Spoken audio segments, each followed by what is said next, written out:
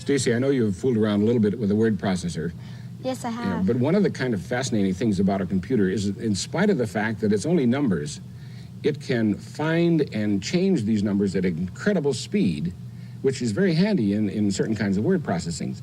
Let's say, for example, that you were writing a theme or a story, and you called the heroine Alice, and you wrote 50 pages, and you decided, well, I'd rather have the heroine's name Stacy.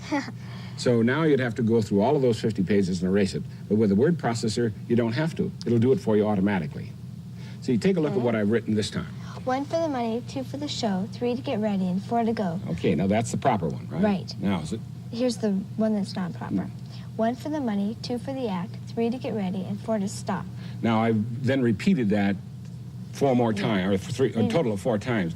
So what we want to really do is change all of the acts to show. Right. Okay, now let's do it. Okay. Control U, and now G for global search and replace. Now here it says, the computer says, what do you want to do? Do you want to find it? Well, that'd be fine. You can just go find it. Or you can go over here to delete it. No, you don't want to delete it. You want to replace it. Right, so R. R. Okay. Now, what is it that you want to find? I want to find act. Act, A-C-T. Now, enter. Now, what you want to do with it? You want to ignore upper and lower case? Yes. Yeah. Okay. Replace with. Show. Okay. Enter. Now, we want to start on page 1. Yes. And down here, see that R? Yeah. Well, first, change it to S. S. That says stop at each occurrence. Oh, now escape. All right. Okay, now it's stopped there at act. Now it's telling it to go to the bottom of the screen. Do you want to replace that or not? Yes, I do. Okay, why? Then it goes to the next one. You want to replace that one? Yeah. You want to replace the next one? Yeah. You want to replace the next one? Yeah. Okay. Notice, by the way, it says replace 4. Okay. Now let's go back and do that automatically. So So hit break to get rid of that flashing at the bottom. Now do Control U and G for global search and replace. Now, this time you want to change...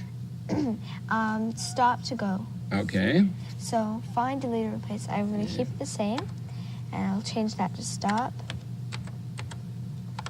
And yes. Change that to go. Go. Okay, now go down to the bottom one where that S is, and change that to repeat.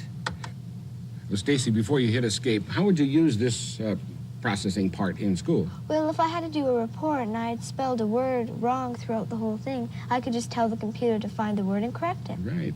Now, not only you could also just find it if you wanted. You would have 50 pages, let's say, and you wanted to find a single word. You could instruct the computer to do that, and would look through all of those 50 pages and find it. Okay. Okay, so we wanted to change stop to go. Hit escape. Now it should work. Oh, it did, see? Yeah. Tells you it replaced 4. Right. Okay. Now, this particular feature of a word processor is called global. You can see why. Yeah, because it can go through 50 pages and look for a single word. Okay, it's global search. Well, it looks for the word, and then when it finds it. Yeah, and replace. Right. Global search and replace.